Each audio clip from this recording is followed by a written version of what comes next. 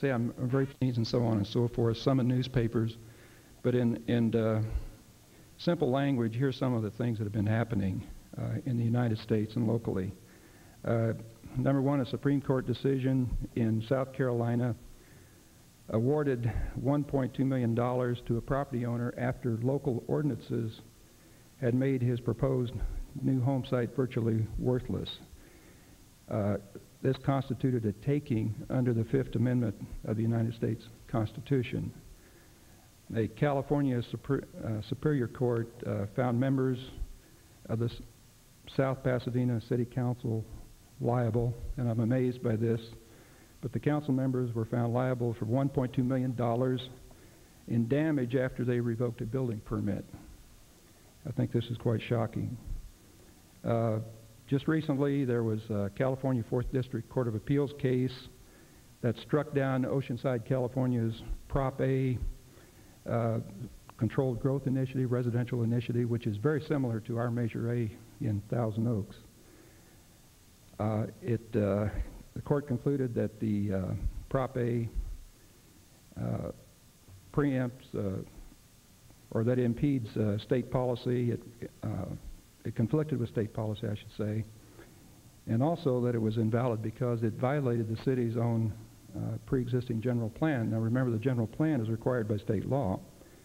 The cost of that lawsuit to the city of Oceanside so far, and I understand they're going to take it to a higher court, is $2 million. And I imagine the complainant in that case probably spent a like amount, and if they're going to the Supreme Court with it, they'll probably double that. There was a court case in Washington State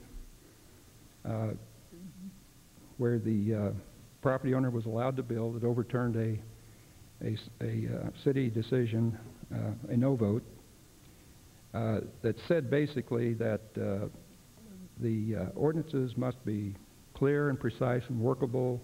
They cannot be left to whim, caprice, or subjective considerations. They have to be clear, and neither the property owner or the cities or city council or commission should have to decide what they mean. They should be quite clear and very precise. And sometimes I know lawyers use out-of-state cases when they're researching for court. As you know, we don't have a lot of court decisions in this area, so these are kind of rare, and they seem to be coming down at a faster pace. A few years ago, there was a case, though, in Ventura, where a property owner was asked, they wanted to replace their house on the beach, and they were asked to provide beach access. And the U.S. Supreme Court once again decided that they did not have to provide the beach access for public access, and that was a taking, in fact, of the property. And then that was followed up recently with a so-called, this is another U.S. Supreme Court decision, a Dolan case in the state of Oregon, that any extractions for a property owner had to be, there had to be offsets. In other words, you just can't arbitrarily require property owner to pay to solve or mitigate issues that are not caused by his project or that specific project.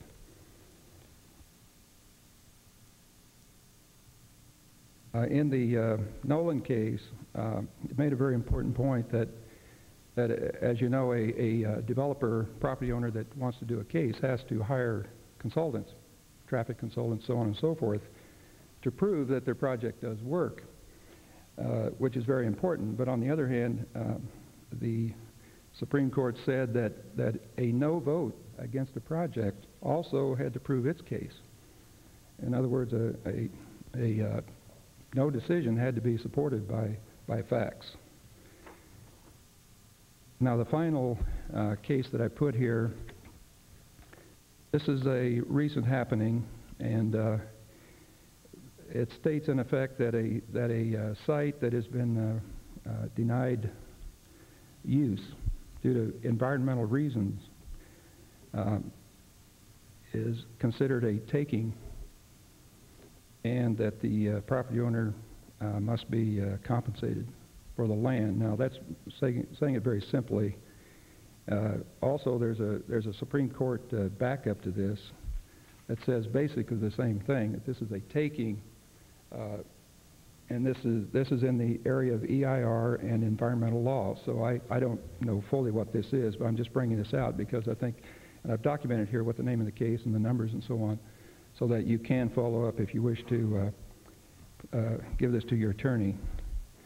But we think on the round table that the court is saying that property owners have a right to build if they do follow the law. And if not, then they should be compensated for their land. So I think the court also says, of course, that the city has a right to write its ordinances, general plan, and so on and so forth. But it must be made clear, and then once it's out there, whoever follows it should have a right to the use of their land. Now, I have 6 sets of this report that I'd like to give you. And I also, if you have some questions, I'd be pleased to answer them. Okay, thank you, Mr. Scribner. I would suggest that we refer this report to the city attorney for analysis and a recommendation back to us. Is there any objection to that action? Hearing none, that would be the... That's the way I've been speaking before you, and I've not missed a single council meeting in the past year, which is more than the council people can say. And I have to thank God, thank my employer and my wife for being in that position. I was moved and touched when I visited the LA riots and saw the anarchy, and I felt at that time like I was shot in the heart, and I decided that we have to do something to give back to the community that we live in. I am really thankful to God and to the people of this country because I'm an immigrant from Pakistan. I've lived in Southern California since '71. I've been living in the county since '77, and I've been living in Newbury Park since 1979. Some of the things that I've been involved in is I have a background in business. I had a business in this town many years ago. I worked for the U.S. Chamber. I worked for the National Federation of Independent Business as a district representative in the San Fernando Valley. So I bring the business aspect coupled with good government and trying to save the taxpayers' dollars.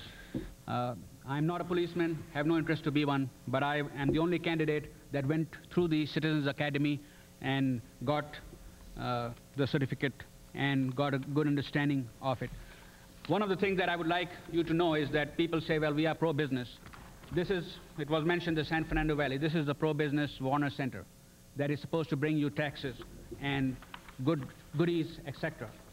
This is the Canoga Park High School with fencing over there. I have another picture of graffiti and all that. Do you really believe that pro-business and extra business will really help you? Thank you. Jeanette Scoville.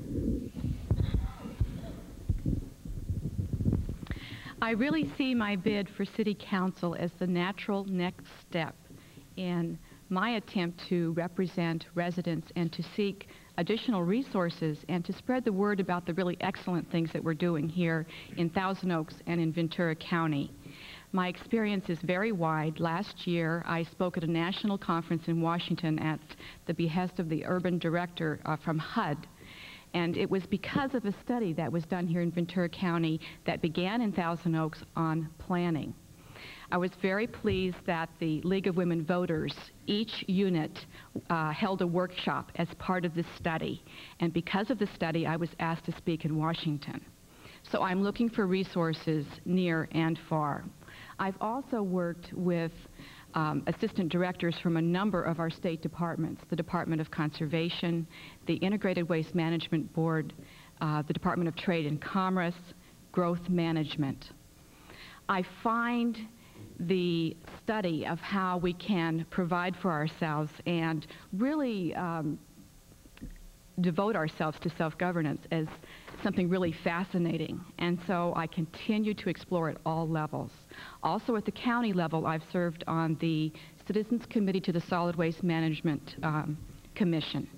I was asked to do that because I spent 4 years going every month and monitoring commission meetings, looking for new ways to recycle.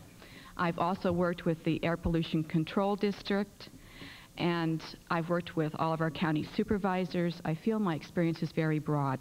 I have spent 4 years on the Ventura County Commission for Women. I'm also concerned with public social service issues. I hope that you've watched my local television show, Focus on the Environment. It's an opportunity for local residents like yourselves and local organizations to tell the rest of the community what their needs and concerns. Betsy Rawson is in our family tree. She did the American flag. When I was 10 years old, I was ranked second in the United States for running the mile in my age group. And when I was in high school, I was a 4-year varsity letterman, most likely to succeed in class president. In college, I took 33 units in 1 semester, and I still hold the record at our local community colleges for that. I had to go to 2 different schools to do it, so I'm pretty good at time management. I know it's going to take 40 to 60 hours a week to do this job right, because there's a lot of stuff to read and there's a lot of people to meet and talk to. The good thing about me is if I am elected, I will be able to be gotten a hold of. You can call me up and I will talk to you. I'll even come wash your car.